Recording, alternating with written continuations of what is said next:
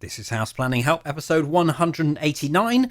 Hello, I'm Ben Adam Smith, and this is the podcast for you if you're interested in self-built, because I'm exploring what houses we should be building in the 21st century and trying to break down the major roadblocks that may get in our way.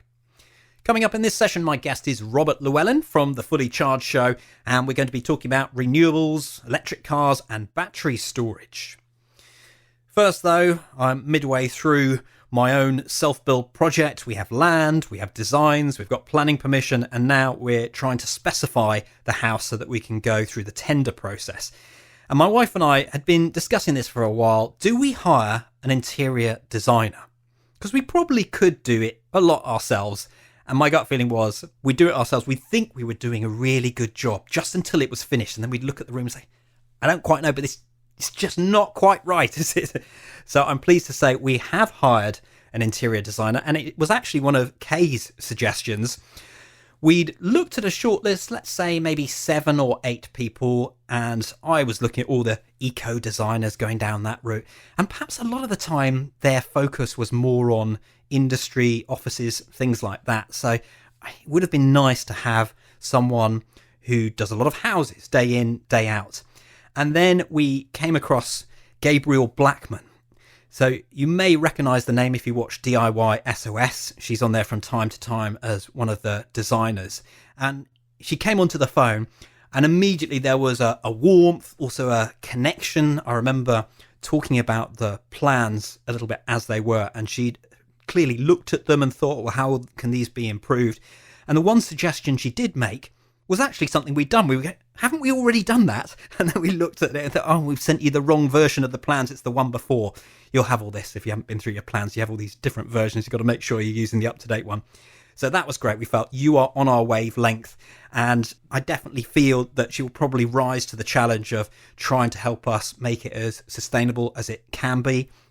It's difficult because as you go through, many of the decisions in this part of the process are aesthetic driven.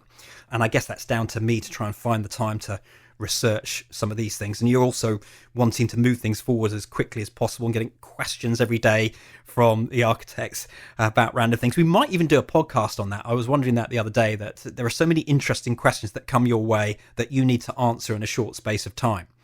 So yes, we have an interior designer, and that was the other thing. She liked our plans and thought, well, you know, you've done a lot of the hard work already. I can tell you're working with a good architecture firm. You're probably not going to need a massive amount of my time. When I heard that, I thought, oh, that's also good. We like that. We won't have to fight against what's already happening. So lots of good things going on there. And I hope to bring her onto the podcast soon to have a chat as well. Today, our interview is slightly off-piste. Initially, I thought we would be focusing on electric cars, but we do broaden out a little bit more for good reason, as you'll find out shortly.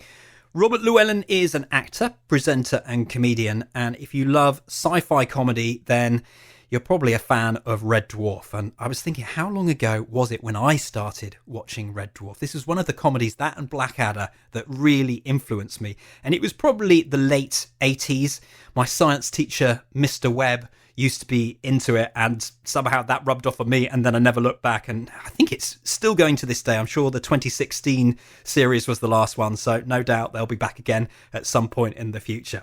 So Robert was also the host of Channel 4's Scrap Heap Challenge, and I wondered how he got to producing a YouTube show that over the years has become very, very popular. I'm talking about Fully Charged. I mean, it's a question I've had to ask myself, because sometimes I wake up baffled going, what the hell am I doing?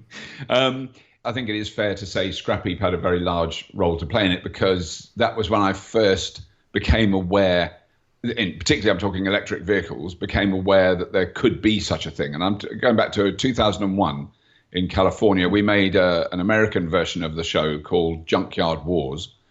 And it was when we were making that in California. We did it from 2001 to 2005, I think. I had won a ride in a Prius, which I'd never heard of, didn't know what it was, had never seen one before. Didn't know it was a Prius when I got in it, because it was late at night, and this car drove away without an engine running. And I went, how did you do that? It felt like a wire was pulling it. And that was the very first experience I'd had of anything like it. And then it was like, I wasn't impressed. I went, well, that's stupid. Why would you put an electric motor in a car? It makes it really complicated. So it wasn't like an instant thing. And at the time, I was driving a borrowed 1969 mint condition fastback Mustang. So really the antithesis of anything remotely ecological or even vaguely efficient. I think that car did 7 miles to the gallon. It was sort of through experiencing why anyone would bother to go to the hassle of making a hybrid car that I then started to find out more. I mean, particularly in California and particularly in Los Angeles, it was air quality. Los Angeles was one of the first cities to become really aware of very high levels of childhood asthma, very high levels of breathing difficulties on older people, and very specifically people who were near big freeways that went through Los Angeles. So it was very, very connected to tailpipe emissions from internal combustion cars. And so it kind of then made me have to reconsider what I was doing and what I was, in a sense, what I was interested in and in by default promoting in a way, because I was very much into sort of big V8s and American muscle cars and all those sort of things. I went, oh, hang on, it's a bit awkward. And then also being very impressed with the technology I saw. So I saw one of the very early, it was called the T0, I believe, an experimental electric racing car or sports car. The engineering team behind that then went on a few years later to set up Tesla, and the rest of that is history. But this is pre-Elon Musk Tesla, which not many people know it existed before him.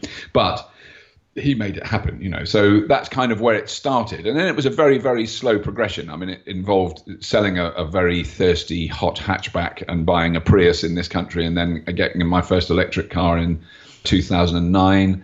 And seeing what that was really like and not going through all the normal anxieties about it. And particularly then, there wasn't a charging infrastructure in this country. So what I've really been on the ground floor of witnessing, and I didn't know this would happen and I couldn't have predicted it, but was the transition that's now finally gathering pace. And it hasn't felt quick to me. It's felt very slow.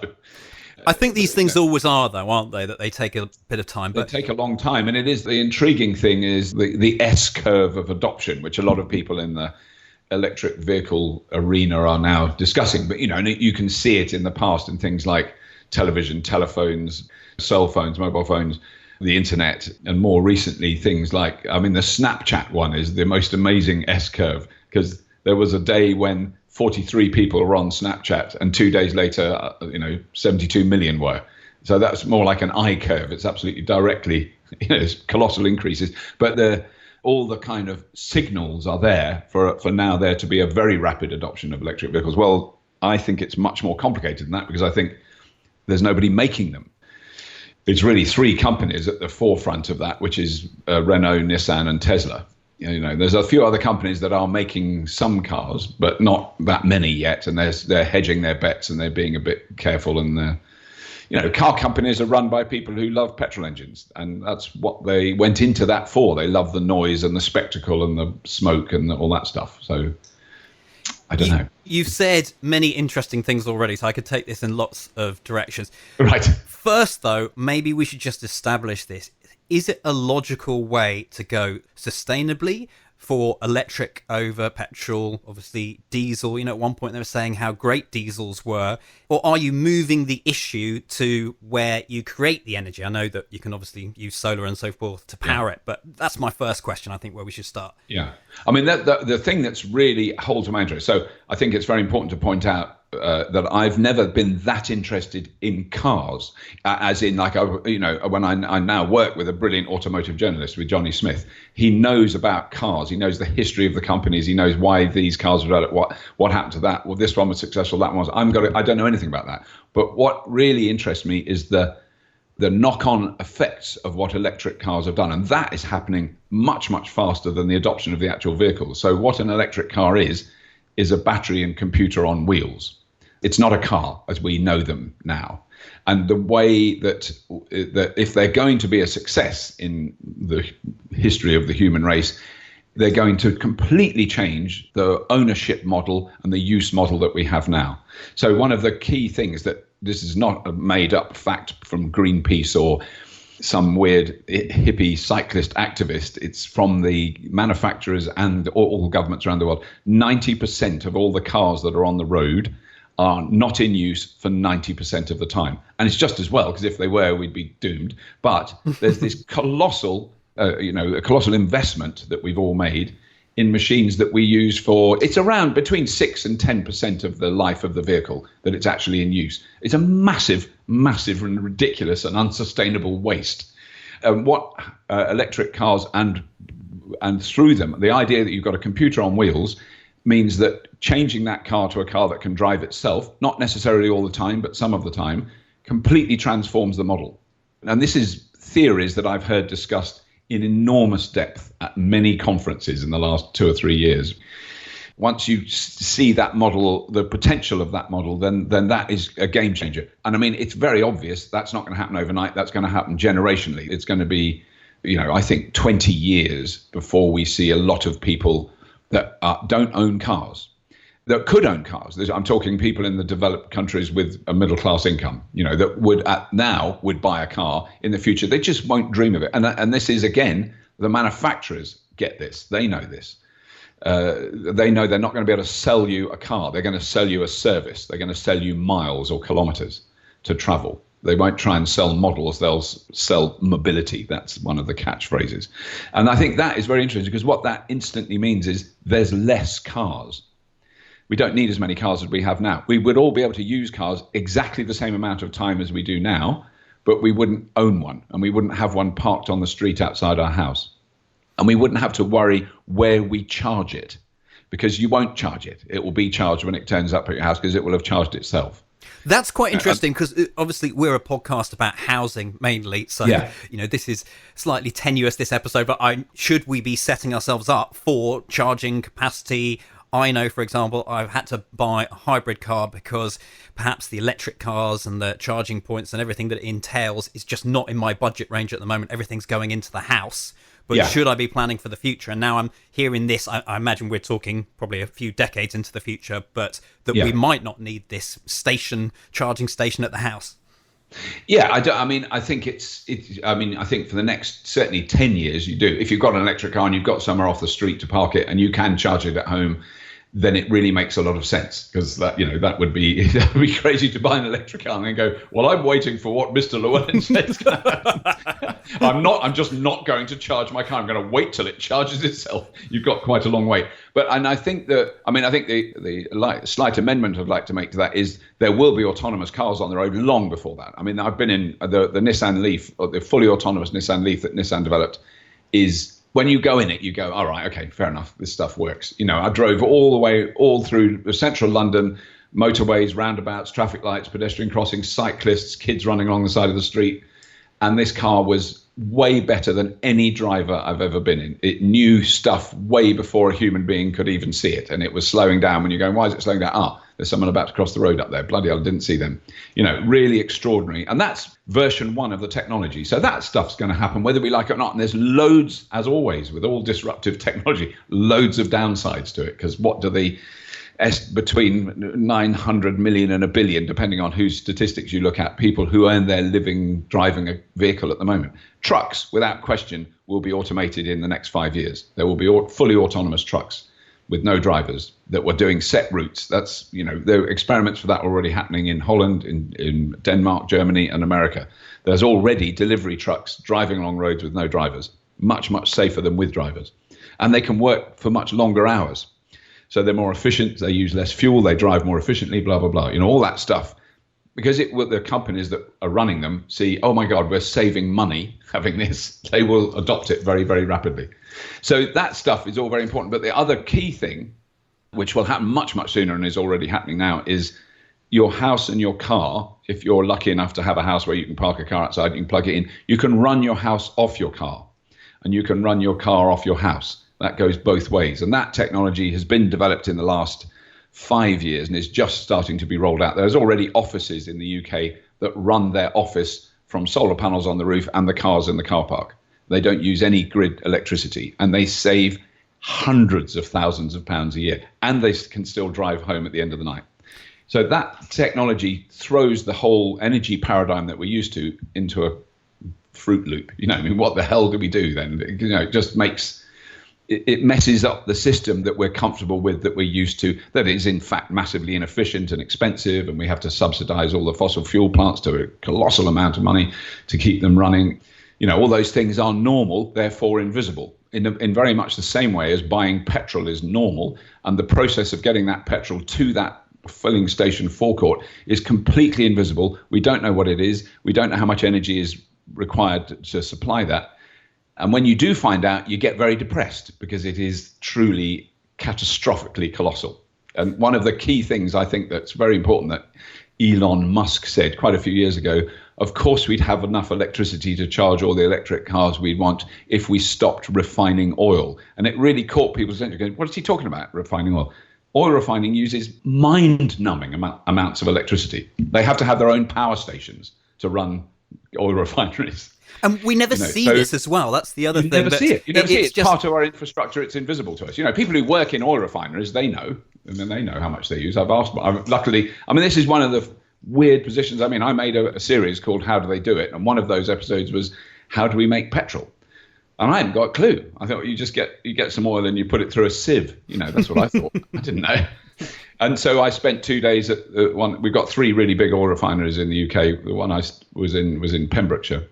Amazing place, incredible efficiencies. I'm not saying it's, they've refined refineries, but they still use a huge amount of electricity. The engineer there told me they use the same amount of electricity in a year as Coventry and Leicester. Don't know why he chose those 2 towns, but those 2 towns, cities combined, their one oil refinery consumes that much. Well, that obviously produces billions of gallons of petrol, diesel, jet fuel, plastics, pharmaceuticals, all that stuff. But it uses a lot of electricity, and it's something we never think about. So the whole energy structure of the country is going to take decades to untangle. But the things that are going to untangle it, that will make it messy, are things like, as I have at my house, solar panels on my roof and a battery on the wall of the house.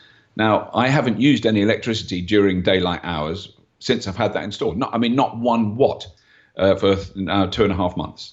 Of any electricity from the mains during the peak daylight hours. I've used some at night for charging cars. So, my cost savings from doing that I think are irrelevant. That's not the point. They have been enormous. My electricity bill has dropped by about 85%. And it won't be that much over the whole year. So obviously, it's in the summer now, but it will be about 70% over the year. Now, one house with a 70% less demand on the grid means nothing. 10,000 houses with that means very little in the local area. You might notice 1 million houses and you can close down 2 fossil burning power plants. And what we're looking at is the possibility that if we adopt localized production and energy storage, solar panels and batteries in houses and electric cars, we would require less electricity generated, a counter to the recent claims that have been in the press where we'd need 10 times more. We'd be using it more intelligently and we'd be using it more regularly rather than sudden peaks and massive troughs that we have now. It doesn't help as well when you have, say, for example, the election over in the States and you think, wow, in many ways, we're going backwards at a time when perhaps we felt we were getting a bit of momentum. We've gone miles back the other way, 1 step forwards, 5 steps back. Yes, except for you're looking at a very isolated president with a very small minority support in the United States and an enormous groundswell of ground level activism and activity going on in all the cities in America. Virtually every mayor of every major city has signed up to the Paris Accord despite Trumpy pants.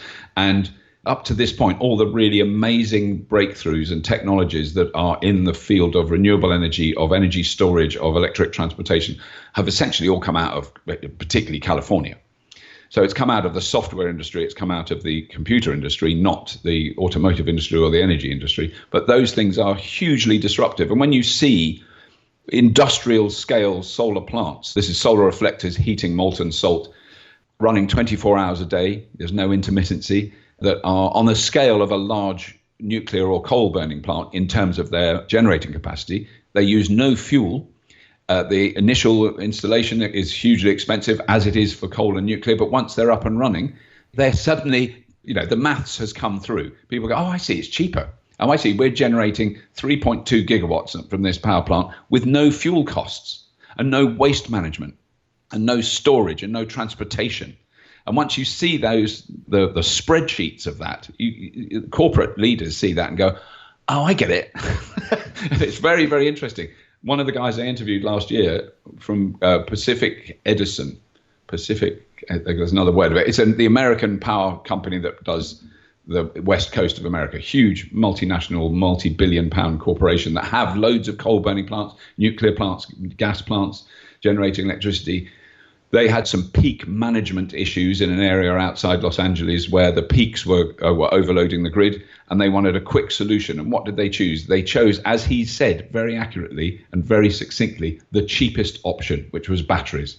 And that's what they put in. So that was Tesla's first multi-megawatt sized grid battery backup. So the technology is already here. And it's already being implemented in Trump's America, which is going to be awkward for him. But they're not. They just don't tell him.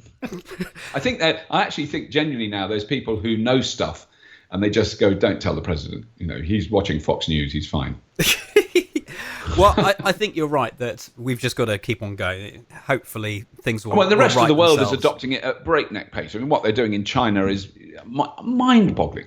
They put more solar panels. They installed more solar panels in China this year, so we're only in August this year, than Germany has installed ever in its history. And Germany is the solar country of the world. Every house has solar panels on it.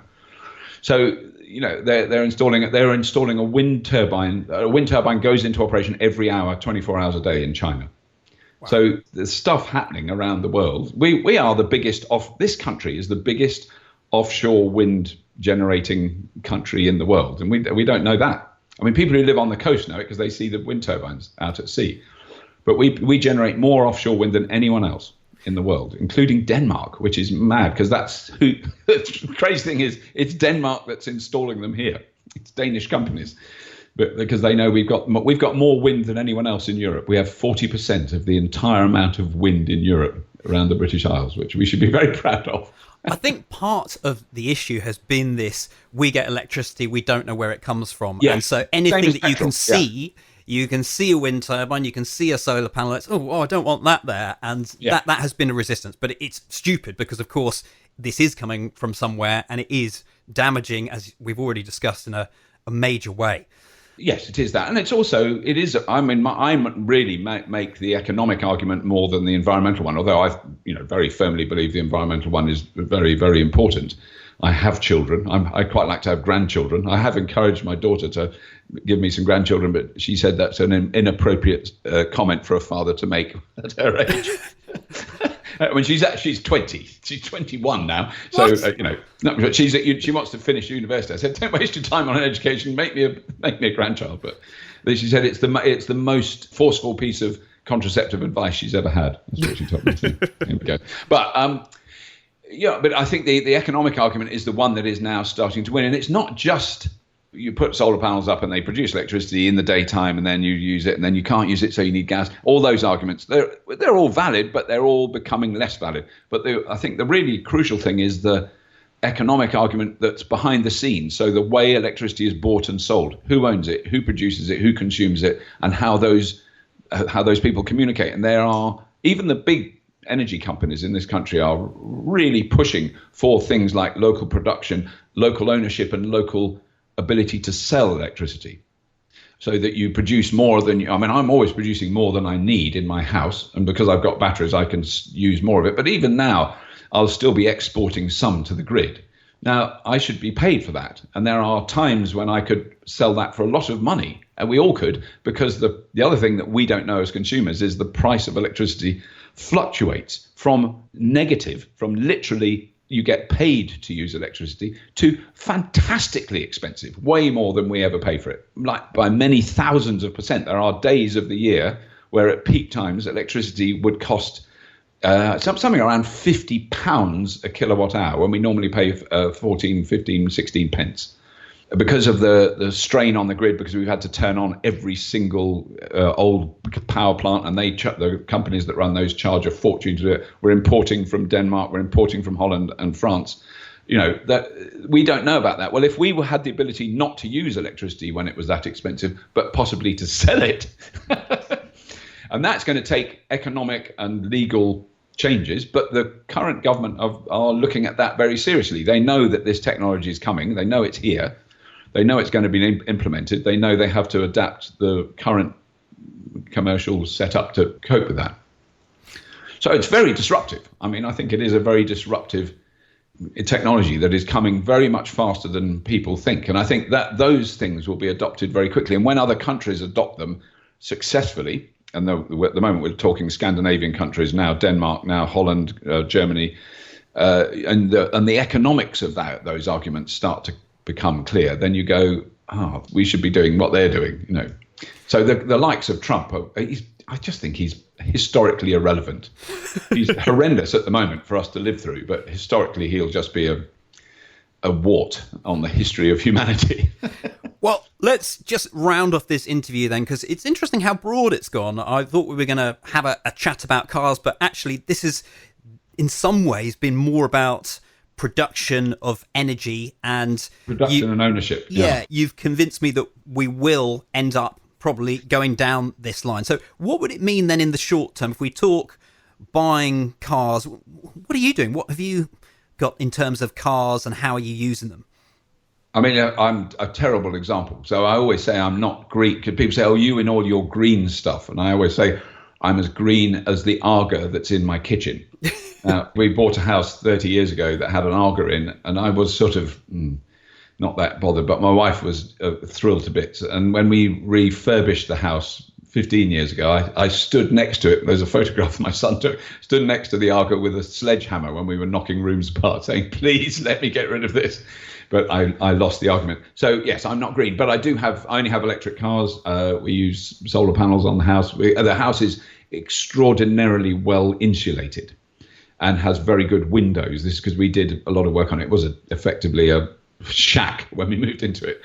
And so it is a very cheap house to heat, quite a cheap house to run. It's now become a ridiculously cheap house to run because we don't really pay for electricity, other than the wretched Arga, which is off at the moment. It's off for 9 months of the year because I'm a brute.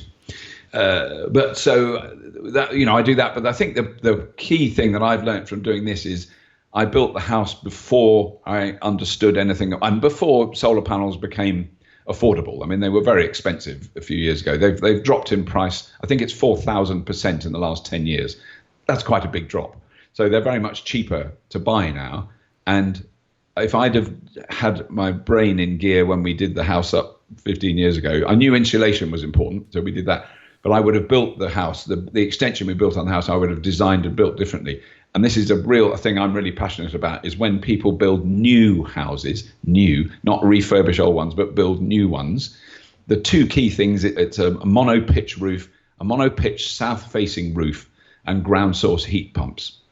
You can, when you're building a house on a new site, and there's some housing development 5 miles from me where I just look at it, breaks my heart. Loads of new houses. They've all got gas boilers, individual gas boilers. They've all got no solar panels. They've got pitched roofs, like traditional pitched roofs that don't face south. No one's thought about it at all. They're designed and built by morons. I'm going to be that radical. If you're in the building industry and you build a house like that now in 2017, you're an idiot, because you could sell it for more. It doesn't cost more to build.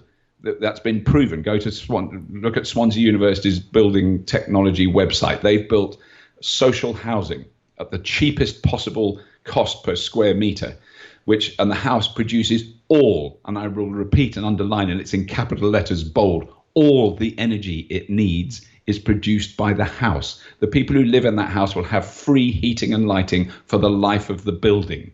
That's in 2017. It can be done. And it's incredibly frustrating that the building industry is so far behind. I mean, there's brilliant technologies that are coming through, but that could easily be done. And if you build a house with a roof that's already just solar panels, it produces way more electricity than that house can possibly consume. And if you can store that in batteries, which are now becoming more and more affordable, and you build it into the house when it's built, you're not retrofitting, you're not trying to fit it in and bend the pipes around the corner that isn't designed for it, and all the rest of the nonsense that we have to go through to make to retrofit houses. that, those houses will be exemplary, will be sought after, will be more valuable, because you go, well, there's this house here and it's got a gas boiler and this is the bill each year, and this is its insulation rating, it's really bad, and it's got a very high electricity bill because it runs on all that stuff. And here's a house which looks the same and it costs the same, but it's free. When you've bought the house, all the energy it uses is free. Where's the argument against that? Oh, I don't like solar panels on my roof. Sorry, I'm just kidding. You won't have solar panels on your roof because your roof will be solar panels and you won't even notice. It's, anyway, so that's I've got a very big either chip on my shoulder or furious passion in the back pocket about that. This is quite interesting in many ways, because you talked right at the beginning about falling into this. And I do sense a real passion in what you've been doing over the past 15, coming up to 20 years now. Yeah. So can you take me on where Fully Charged will go in the future, or is it more down the same route? Or, you obviously do a huge range of different things from Red Dwarf. We've talked about Scrap Heap as well in the early days. So where do you see yourself going? Oh God, I mean, I'd quite like to pot around in my garden a bit more, but I think certainly Fully Charged has been it was a sort of almost idle experiment 5-6 years ago, because I was interested in the topic, and I'd spent a long part of my career talking in meetings with television executives about various projects, some of which came off, some of which happened, some that didn't. But I did find the process fairly frustrating and difficult. And when the ability to effectively make small TV shows on a very small budget and distribute them around the world for, the cost of distribution is zero with YouTube and Facebook and all the rest of it. From my point of view, like as a producer, it's a zero cost. It's also got zero income, so you've got to balance these things up. So, I've done a lot of experimenting with how you distribute stuff like that. And it's taken years, but it's gradually working. So it now works. I employ 4 people full time that work on the show. We're expanding very rapidly. So we're expanding beyond just YouTube, but YouTube is the kind of mainstay of it. And all the numbers and all the statistics are pointing in a very steep upward. There's a huge amount of new interest in the topic.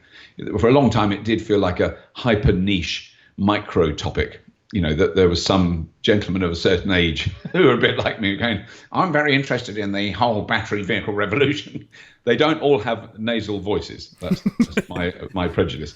But there was certainly a kind of a passionate EV minority who drive electric cars and would go to meetings and all, and communicate with each other on forums and all that stuff. And that has now grown to, so I've actually met quite normal people who aren't interested in cars, 2, don't know anything about the technology, but they use them because they're cheaper. And that, that's what will happen. Once you've bought it, you then go, oh God, this is so much cheaper to use than the diesel we used to have or the petrol car we used to have. It's very, very, you don't need to drive one for long to work that out. Drive it for a couple of 100 miles. You go, oh, that cost a lot less to drive that couple of 100 miles than the petrol car we used to have. So, that's happening very quickly. The market is growing very rapidly and it will grow, but there's lots of teething problems and there's going to be lots of difficult things that happen, that counteract it. There's a lot of very well-funded, I'd call it propaganda, because I'm using a word from the 70s now called fake news, but a lot of propaganda from the fossil industry, trying to hold back that development in the same way they did with asbestos, with tobacco, with catalytic converters, leaded petrol. All those things have been fought against really brutally hard by the corporations behind them, but they always lose. And the oil companies know they're going to lose this in the long run because they can't possibly sustain what they do now. I do believe that we're at peak ICE, so peak internal combustion engine. There's a colossal increase around the world of internal combustion engines, tiny minority of electric cars, but all the indications are that peak is about to drop. The Dieselgate scandal being a very good example of some of the disasters that will fall on companies that make internal combustion engines. They know. I've spoken to so many engineers and PR people in that industry. They know. They're not in any doubt about it. They know that the future is electric and that the integration of electric cars into the way we live is very much the key. And it's seeing imagining the petrol car you have now just being replaced with an electric one, I think that is mistaken thinking. That isn't what's going to happen. The arguments about, well, is there enough lithium? You talk to anybody in the automotive industry, there isn't enough steel or rubber or plastic to make enough cars, doesn't matter what powers them, enough cars for the expanding middle classes in India and China. There just isn't enough. We can't use the model we've been using. In the West, we've done the damage already by having millions of petrol burning cars. And the intelligent people from around the world who have seen that model and who have large cities that are choked with toxic fumes now are going, that doesn't work, that system. We're going to do something else. So it is. I mean, my argument is always you want to get around. So this is the list. You walk, you cycle, you use public transport. And then the fourth and least frequent is you use an autonomous electric car. So it's down the list. And we have less cars, more friendly streets, less noise, no airborne pollution for our kids to breathe. I mean, it is so offensive when someone says, well, I like driving my diesel. Well, yeah, I'm glad you like driving a diesel, but my child has walked in your tailpipe gases and they're carcinogenic. It's like smoking. I used to smoke. I used to chain it. I absolutely loved smoking. And I gave up 25 years ago. And I still resent the fact that I've given up. But, it was a really stupid thing to do. And it made the house stink. The car that we did end up buying was definitely owned by a smoker before. I think it was a company car, and that will linger with us. So I think we should round things off here. Sorry, yes. Lovely to catch up with cut you. It's been no, I'm not going to cut you right down, I'm afraid. It's a long form. And I just want to say well done. Keep up the good work. This sort of thing is really, really important, and it's always lovely to chat to someone with passion. So Robert, thank you very much. Thank you very much for having me. Head online to take a look at the show notes that accompany this session, houseplanninghelp.com/189, where you can review the main information. Once again, we've summarised it for you. If you've got a comment or you'd like to ask a question, just scroll down to the bottom of the show notes. That is your place, right there. We'll link you across to Robert on Twitter, also point you to where you can find the Fully Charged show on YouTube. All those resources at houseplanninghelp.com/189. Let's finish up on a hub update, and there's a new video on the Buckinghamshire Passive House case study that's going into the hub.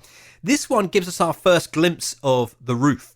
And what's quite interesting is the system, it's the PH15 system from Passive House Homes, it's timber frame, but very much it has the way that it works. It's the I-beam, it's the racking board for air tightness, it's these joists. And once you've seen that go around once, you sort of repeat it on the second level. And then my dumb question would be, so how are you going to build the roof? And it's exactly the same sort of thing for the roof. So we speed through that in this episode, just seeing all of those elements take place again. I think there's one tweak they make to the design. Being timber frame, it is possible to make changes fairly easily, and this was actually to introduce a little bit more shading to one aspect of the building. We're also working on a new course. This is all about designing a house and what you might face when you go through that process. There's the community side of things, not only the monthly progress calls, but we've got our forum where if you want to set up your progress log, then that's a way you can get input from everyone in the community. Everyone's doing their own self-build. And the idea, hopefully, is fairly plain. But if not, the idea of the hub is just to simplify your self-build journey. Make sure you're better prepared and that you've got all the input you need when you need it. Also, with our recent relaunch of Hub 2.0, you can now sign up on a monthly basis. Beforehand, if I tried that, it would have all been manual behind the scenes, and trust me, that would have ended in disaster. So we've now introduced it. So even if you want to just come and have a peek, see what we're up to, houseplanninghelp.com/join, check out that monthly option. That's as far as we go for today. Thank you so much for your company. The House Planning Help podcast is produced by Regen Media, content that matters.